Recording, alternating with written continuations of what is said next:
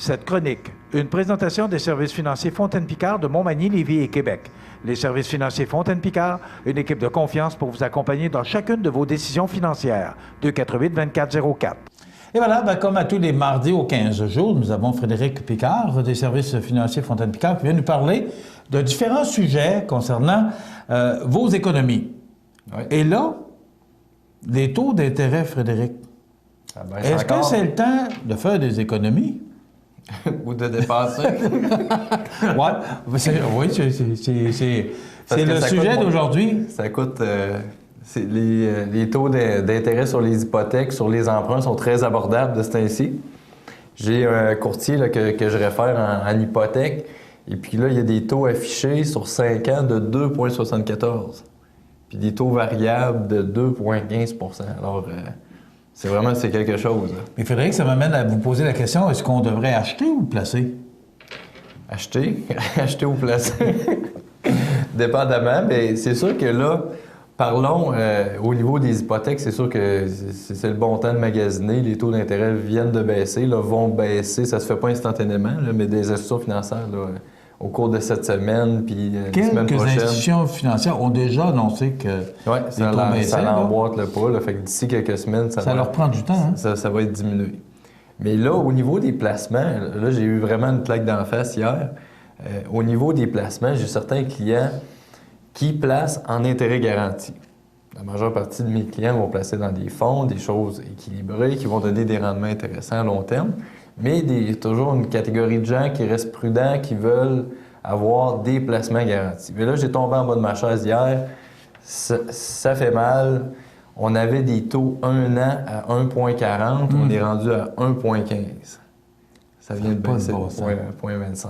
On avait des taux 5 ans à 2,30, qui n'étaient déjà pas beaucoup. On vient de baisser à 1,90. OK. Qu'est-ce que tu conseilles, Frédéric, dans ce temps-là? Qu'est-ce que les clients doivent faire?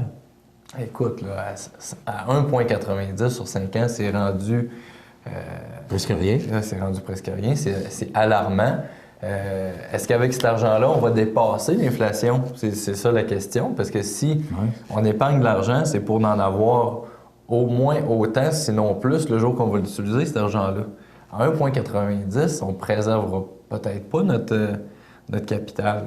Si on regarde en 2002, si on avait 100 $ en 2002, pour acheter la même chose aujourd'hui, mettons, si on se rapporte aux données de 2013, ça prenait 122 $. Ça veut dire que l'inflation a gurgé notre capital à raison d'à peu près 2 % par année.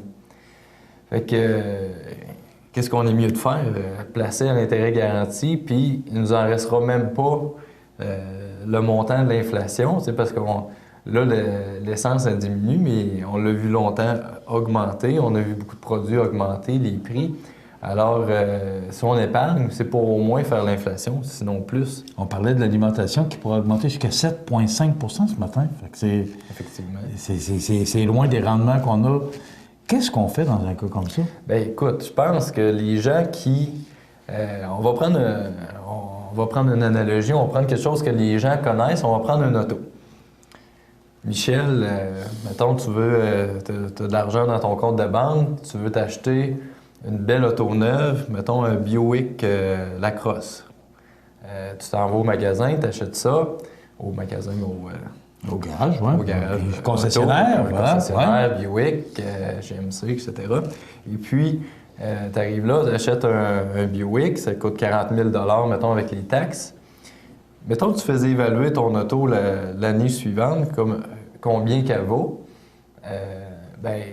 probablement qu'elle aurait perdu au moins 15 % de sa valeur. Fait que tu recevrais un relevé que ton auto vaut maintenant 26 000, pas 26 000, 34 000 $. Est-ce que tu serais étonné? Non. C'est pas étonnant, hein? Moi, je suis étonné de 15 % parce qu'on m'a déjà dit que c'était plus que ça la première année. C'est ça. Je ne sais pas si c'est vrai, mais on dit qu'une voiture neuve, à partir du moment où tu sors de la cour du garage, perdrait tout près de 30 %. La deuxième année, 20 et après ça, 10 chaque année. C'est pas loin de ça? C'est des baisses substantielles. Puis, penses-tu que l'année suivante, si tu attends 1 an, ton auto va revenir en valeur de 40 000 $? Non. Tu viens de me dire avoir baissé encore plus, avoir baissé encore autant, sinon plus, l'année suivante. Eh bien, pourquoi qu'on n'a pas le réflexe de penser comme ça avec nos placements? Pas dans le sens que nos placements devraient perdre de la valeur à chaque année, mais la pire année qu'on a vue dans les 10 dernières années, c'est 2008. 2008, les placements, la bourse a chuté fortement, près de 40 %, sauf que les fonds moyens ont perdu peut-être 15 % de valeur. Alors, si tu investis 40 000 puis tu as 34 000 de placement l'année suivante, bien, tu vas trouver ça pénible.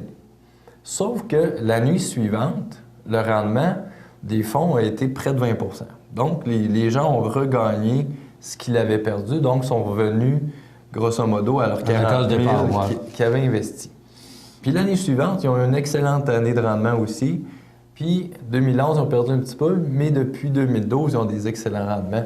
Alors, il faut, je pense, voir cette optique-là qu'on achète un bien comme une auto, puis on peut perdre beaucoup d'argent, puis on sait qu'on va en perdre.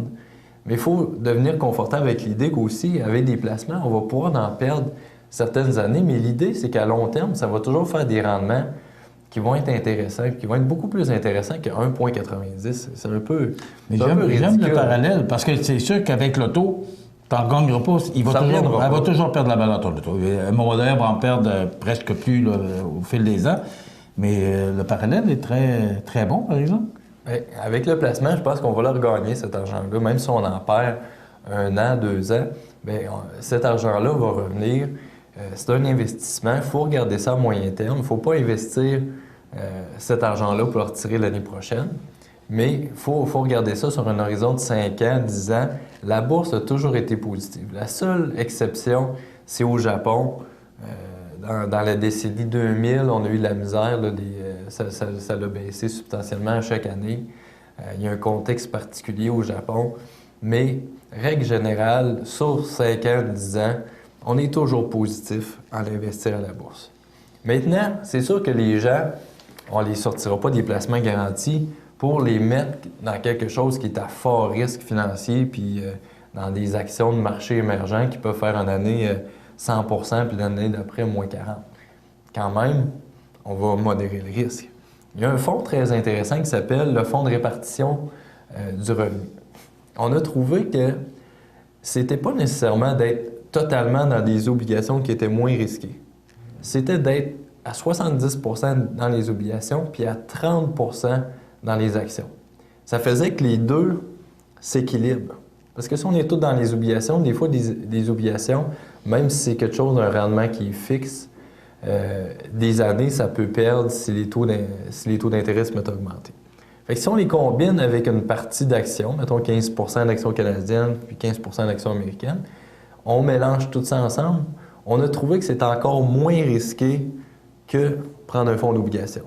Donc, au lieu d'avoir à peu près 3 % d'écart type, on a à peu près 2 %. Puis si on regarde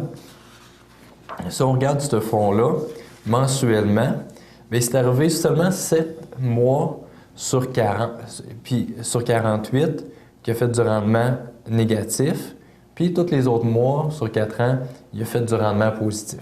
Puis le pire rendement qu'il a fait, c'est moins 1,33. Ça a été suivi de 0,71, 0,65.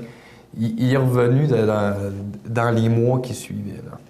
Fait que je pense que les gens, il faut vraiment qu'ils réfléchissent à ça, puis qu'ils se posent des questions. Les intérêts garantis, là, je pense que à 2,30, c'était déjà pas beaucoup, là, mais à 1,90, là, ça va être probablement en bas de l'inflation. Là.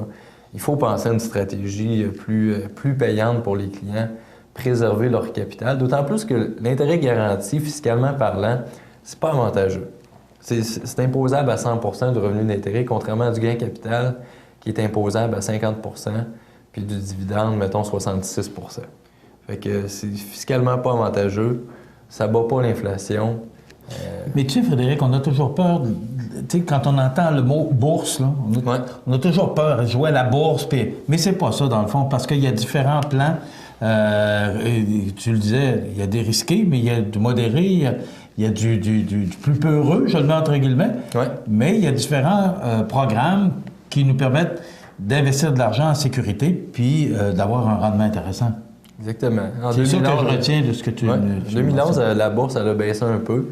je ne me rappelle pas exactement, là, de mémoire peut-être 5-6 %. Puis si on regarde ce fonds-là, en 2011, il a quand même fait 7 % de rendement. Comparativement à 2,3.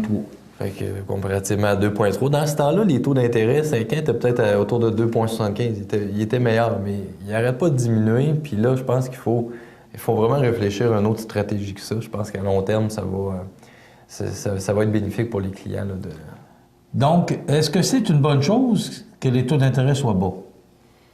Ça peut être une bonne chose. Si on vient de parler que vous avez des emprunts, ça va diminuer votre taux d'emprunt.